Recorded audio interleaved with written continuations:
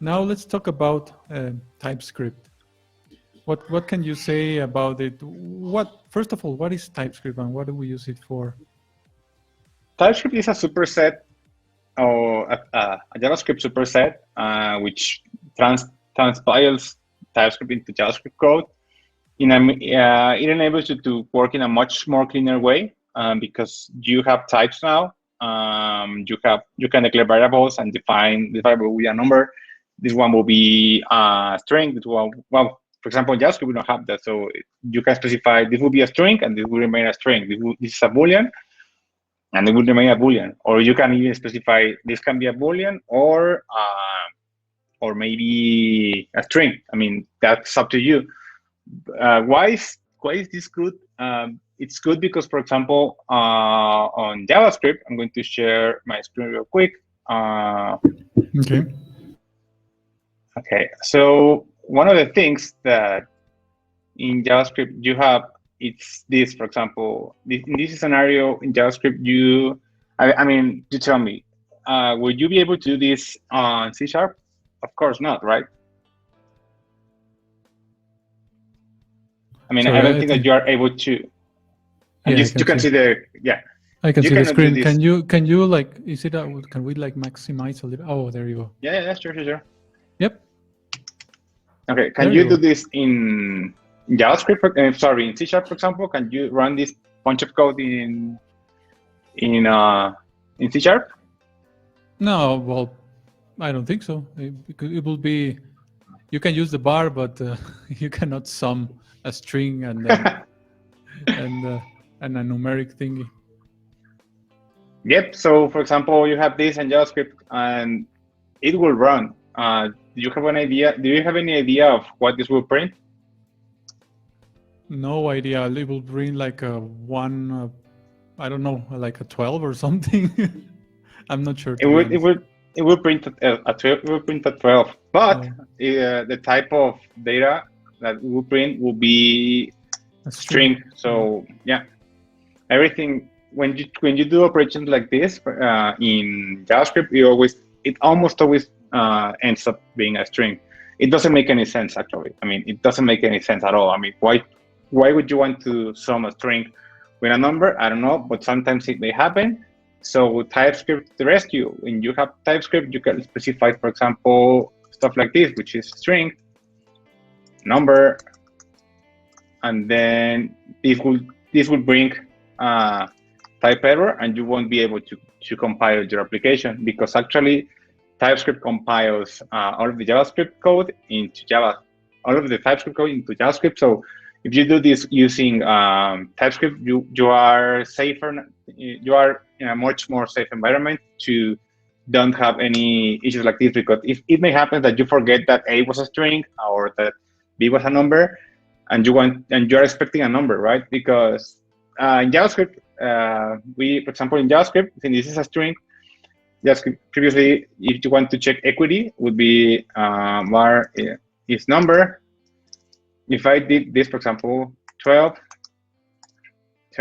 equals 12, this returns true, because for JavaScript, it only checks the value. I mean, it says it's 12 and it's okay.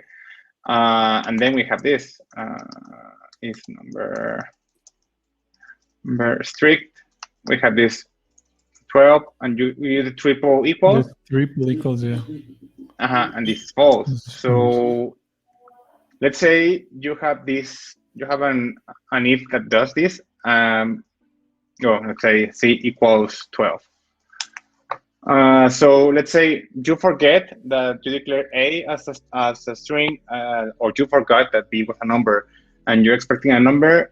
I mean, your code will never work because this in JavaScript returns a string. So TypeScript to the rescue. TypeScript will tell you, you know what? You cannot mix numbers and strings. I mean, you can, but I won't allow you. So in here you can see, maybe I did something wrong, and then you can go back to your code and see, oh, this one is declared as a number, so my bad. Let's do it as a number, and that's it. So that's one of the good things that I like about TypeScript. I mean, that's one of the key value things that TypeScript brings to the table. That's a small scenario, but That's one of the things that for me are most valuable. The thing that I don't like, for example, is, let's say, since it's a superset and it's not from JavaScript, it's from Microsoft. You have to find the typings. So let's say I want to use TypeScript in my React application. I install TypeScript, and then I want to install a library that does, let's say, Moment, for example, to handle dates. And if there's no typings for Moment, then your application loses compatibility. So you have two options: either you declare types, or you declare types by yourself, or search in the web to see if anybody else had that issue and declare the typings in his own free time. So that's the disadvantage that TypeScript has, that once you go TypeScript, you cannot mix. I mean, you can use any, which is like, I don't care. But if you're using TypeScript, you should stick to TypeScript rather than using any. So it's a cool language, but it's a cool library. I don't know. I think it's a language itself. It's a cool language, but it's hard to master once. If you come from a backend, from a strictly typed language, for you will be easy to understand. If you come totally from Python or from JavaScript, it will be super hard to adapt because you are not used to have types. But for me, since I come from that part, for me it's cool. It's safe. It sometimes may slow you in order to find the typings, but it's better to know what you're expecting rather to have like I showed you, like a 12 string rather than a 12 number. So it has gained a lot of popularity. It's great. I mean, I'm super on board, but I think that it's not for everybody. I think that if you're a dynamic person, a dynamic language person, it would cause you a lot of noise to have declared types for everything. So yeah, I don't know. For example, you in C# have you used dynamic objects? Just for samples, to be honest. But do you like it? It's the same. It's the same. It's the same reaction when someone. I just use dynamic for learning what is a dynamic object, but yeah. It's pretty much the same reaction when someone from JavaScript background comes to hear a Python. They see TypeScript and like, nah.